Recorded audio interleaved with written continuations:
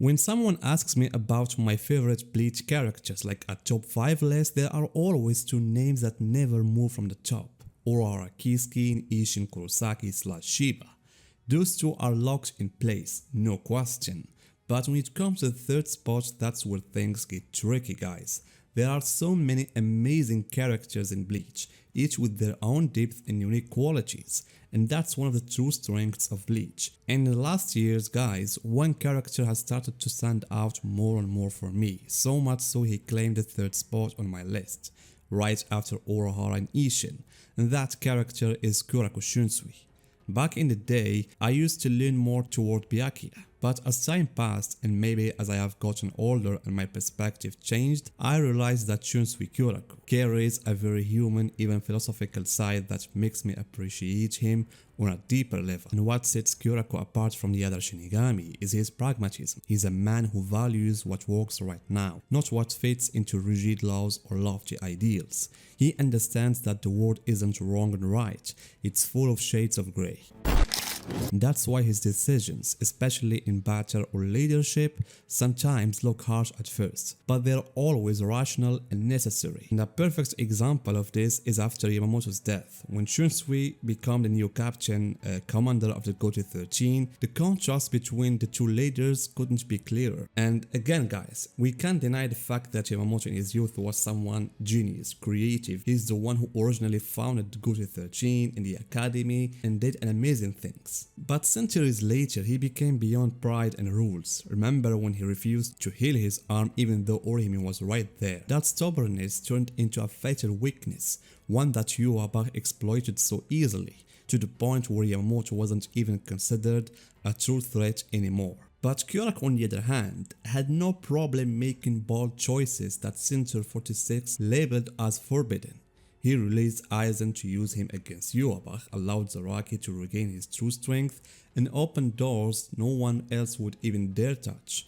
For him, results matter more than rules or ideals, and that's what makes Kyoraku such a fascinating character. He's not a pure hero, he's not a cold villain either, he is a realist. A leader who knows that survival depends on practicality. And since Kobo loves to create battles that reflect clashing philosophies, pairing Shunsui against Starrk wasn't just about fighting. It was about two completely different worldviews colliding. Starrk wasn't like the other Espada. He didn't want a throne like Baragan, and he didn't live for battle like Grimijo or Noichura. His story was deeper, sadder, and could be summed up in a single word: loneliness. As a vassal lord, Starrk's power was so overwhelming, it killed anyone who got too close. He became unbearably isolated. That's why he split into two beings, himself and Lilith. It was a desperate attempt to create a companion, even if it was just from his own soul. So when Aizen came along, Starrk didn't see him as just a leader, he saw him as a chance to belong. It wasn't about ambition or domination, but simply about being surrounded by others. Even if those comrades weren't truly friends, let's be honest guys, the Espada were never really a family. Each had their own agenda, but for Starrk, just having people around was enough to fill the void of loneliness. And that's where the difference lies. Starrk wasn't fighting out of duty or conviction. He was simply going along with the flow, because he couldn't imagine another path. And Kyoraku's life, meanwhile, was the complete opposite. He didn't join the Goto 13 out of burning passion. His noble family pushed him into it. But unlike Starrk, Kyoraku carried deep knowledge of the hidden truths of the world, the right and the left hand of the Soul King, the role of the 5 great families, and even the story of the Sacred Blade, Hakyuken. He had a broad understanding of the bigger picture,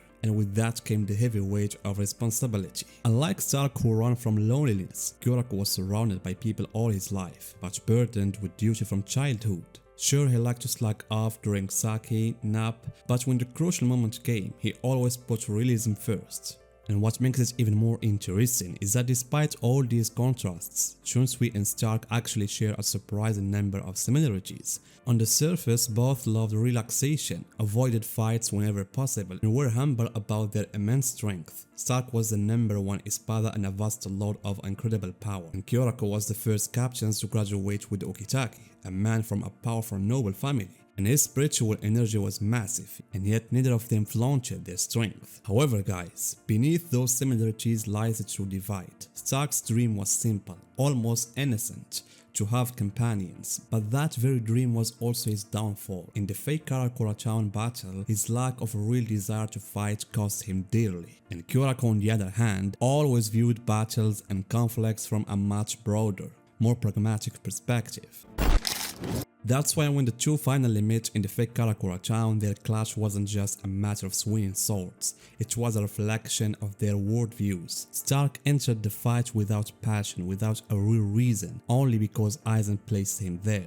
And Kyoraku on the other hand walked into battle fully aware that the fate of the world was on the line, that losing meant the end of everything. And this is where his pragmatism shines through. He didn't care if his tactics looked dishonorable or if his methods seemed underhanded.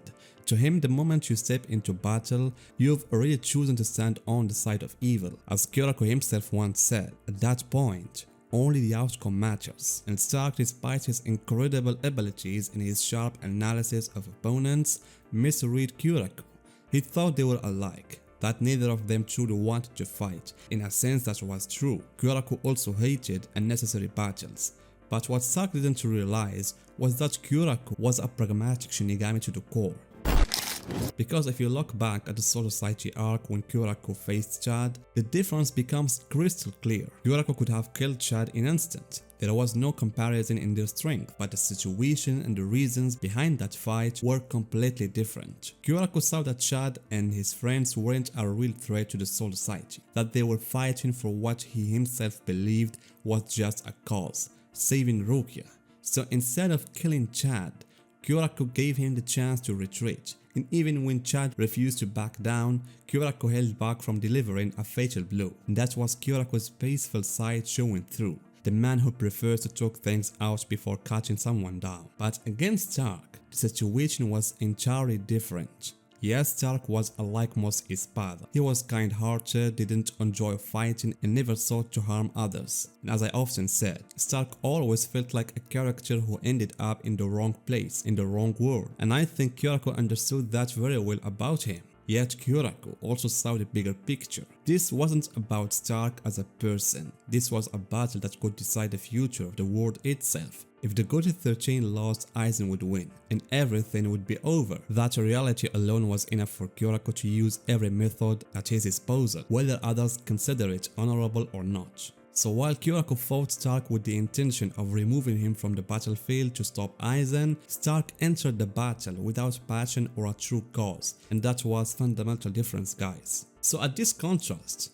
Kyoraku's grounded realism against Stark's fragile and realistic dream, that made some fans view Kyoraku as cold or even ruthless. But in truth, it wasn't about cruelty, it was all relative to the circumstances. The context of the fight shaped the way Kyoraku acted. Because guys, again, think about it, Kyoraku let Chad live even though he had trespassed into the city. Another captain might have killed him on the spot, and now for instance, would have done it without hesitation. But Kyoraku in his fight against Stark, he also hesitated to fight seriously at first, when he saw lineage by Stark's side. These moments show that Kyoraku wasn't heartless, but in fact guys, it made him the worst possible opponent for someone like Stark. He needed someone who would share his wish for peace, but instead he found himself against a pragmatic leader who, when the moment came, chose reality over ideals. In the end guys, what do you think about this fight?